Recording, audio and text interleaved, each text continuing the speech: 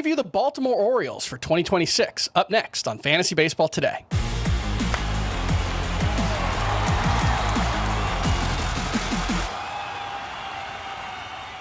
Welcome to On the Beat, our little mini team preview series we're doing here at the Fantasy Baseball Today podcast. I'm Chris Towers, joined by Jake Rill, who covers the Baltimore Orioles for MLB.com. Make sure to give him a follow on X at Jake D. Rill, R-I-L-L.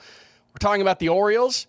It's been a big offseason so far. They've kind of been one of the most active members of the offseason, and they've added Pete Alonso. That was a big one. You might have heard about it. Taylor Ward, Shane Baz, Ryan Helsley, Leody Taveras. They've lost Grayson Rodriguez, Tomoyuki Sagano, Gary Sanchez, a couple other guys. Not much from the MLB team. This has been pretty clearly a net add for the Orioles, and according to some reports, they're not done. They're still looking at some pitching. Have the Orioles done enough after a hugely disappointing 2025 season? I think the answer to that is almost. I think they're almost there. I put out a poll on X a while back. I think it was between the Baz trade and the Eflin re-signing, of just asking fans of how they would grade this offseason. I think the general consensus was high B, low A right now, with the potential to get to A+. If they go out there and get one of these top starting pitchers, if they reinforce the back end of this bullpen a little bit, I think they still could use another high leverage arm or two. If they go out and do that, I think this is A+ offseason. This is kind of a dream offseason almost for Orioles fans who have, wanted to see the team spend money for so long. That they make that big Alonso splash. They've kind of filled the other holes that they had on their roster. So I think the potential is there for this to be almost a near perfect offseason for Mike Elias. But he still has to go out there and finish the job now in these next few weeks and get another starting pitcher and reinforce the back end of that bullpen. Yeah, I remember back to the offseason when they traded for Corbin Burns, and that was another one where it felt like it was like almost an amazing offseason, and they were just like, they could have used another pitcher. I think they still could, but it's been a great offseason. They've really reinforced what they already had. Now they need that core to come together like it looked like they were a couple of years ago, and that brings us to our biggest fantasy question for the Orioles heading into 2026, which is, what's gone wrong for Adley Rutschman over the last year and a half, and how do they fix it? How do they get him back on track for 2026? Yeah, there was a brief period last year where it seemed like they were getting him back on track. He started June with this small sample size, but a 13-game stretch where he was hitting 340, had a few homers. It seemed like things were clicking a little bit. I know he'd been working with the mechanics, trying, toe tap, no toe tap, uppercut, like just kind of tinkering with things, trying to get back to where he was in 23 in the first half of 24. And it seemed like things were starting to click. Then he injures his hamstring taking BP in Yankee Stadium, misses some time, comes back, shows some flashes of good stuff, but also just couldn't really put it all together, and then injures his other hamstring. And then it's kind of a lost year at that point just because of how much time he missed because of those two hamstring injuries. So I think the potential is there for him to get back on track. He looked really good last spring training. I'm sure he's going to come in spring training motivated again this year. He did not enjoy being on the IL. He had never been on the IL before last year. So a guy like him, it's the worst case scenario for him because he wants to be out there with the guys. He wants to be the leader for this core. He wants to be kind of the centerpiece of the franchise as he has been. So it was very tough for him to deal with that. So I think he's going to come back motivated. I think a big part of this going into 26 is going to be this new coaching staff. There's been a lot of praise for this group that Craig Albernaz has built, getting some fresh voices in there, Dustin Lind, Brady North, these hitting coaches. I think it's going to be a positive for Adley just because he's going to get some new approaches, maybe some fresh voices. Like I said, I think it's going to try to help get him back on track. I think another big part of it is he's not going to be asked to catch 90% of the games. That's just that's exactly what I was going to ask. Yeah. Yeah. He's still the number one catcher, and Mike Elias has said so. And I believe him when he says that, but obviously Sam Basayo is going to be able to catch a good bit, and they're both going to be in the lineup a lot together, which means the other is going to be a DH. And historically in his career, Adley has fared better offensively when he's been at DH, which makes sense because he's not putting the wear and tear on the body and not, managing a pitching staff at the same time.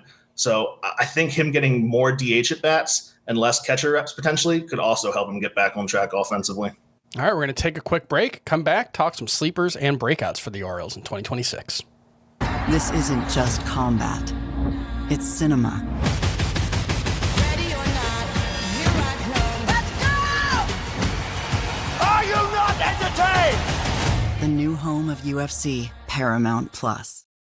Welcome back to Fantasy Baseball Today. We are here with Jake Rill of MLB.com to talk about the Baltimore Orioles 2026 season preview. And Jake, let's talk a sleeper for this team. Who you got? Yeah, I think Shane Baz could be a sleeper in terms of the Orioles are hopeful he could be a mid to back end starter. And I think he has potential to maybe be a co-ace with Bradish and Rodgers. I think there are obviously a clear few reasons for that. One is the stuff, just the velo is very impressive. The Orioles did not have a guy in this rotation who had triple-digit stuff and could ramp it up the way that he has. So I think that is an intriguing part, an intriguing factor for this rotation, something that they were missing before. So I think that could help him fit in really well here and be just kind of a type of arm the Orioles didn't have before. Also, I know the numbers didn't look great last year, ERA 4.87, close to 5, but you can't really ignore the home road splits for him. It's just when they're that drastic, obviously something's going on. And it's clear what it was. It was Steinbrenner Field and the hitter-friendly dimensions there.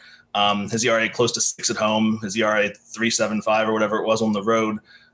So I think it's going to benefit him a lot to not be pitching half of his games there. Also, I think these pitching coaches are going to be a good fit with him. The Orioles overhauled their entire coaching staff except the pitching coaches. They're bringing back Drew French, Mitch Plasmeyer, Ryan Klemick. And the reason is they've been impressed with the work of these three guys. They got a lot of credit for getting Trevor Rogers back on track last year, which was just an incredible project to turn him in from what he was in the middle of 24 to what he put together last year.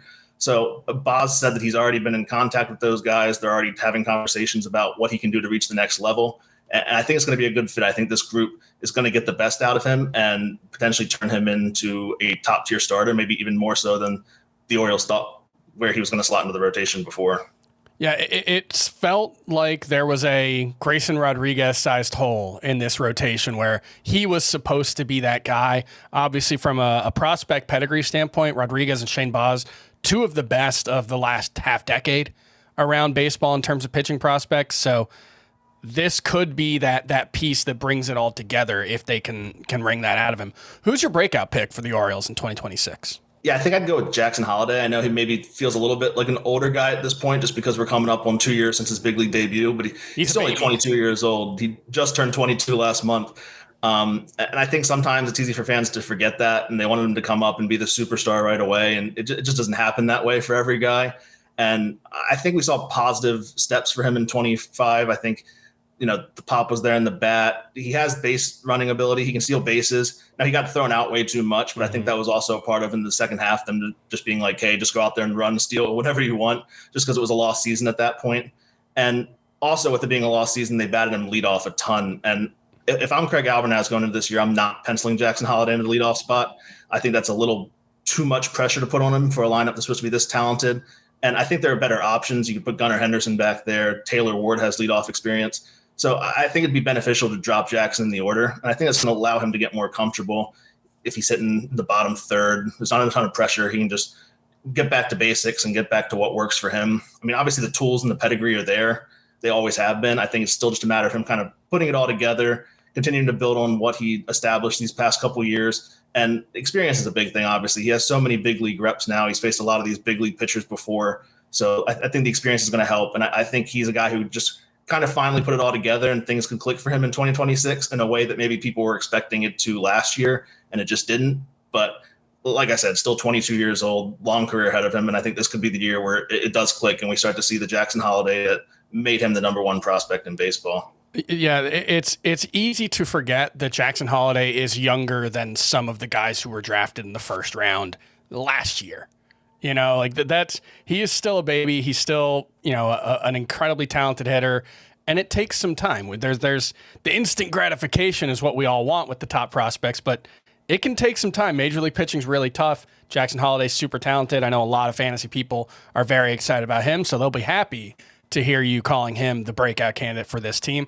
Thanks so much, Jake Rill. Make sure to follow him on X at Jake D. Rill. He does great work at MLB.com. And for more extensive fantasy baseball coverage, listen to our full-length podcast, Fantasy Baseball Today, on Spotify, Apple Podcasts, or anywhere else podcasts are found. Thanks for listening to our On the Beat team preview series. We'll be back again tomorrow. We'll see you.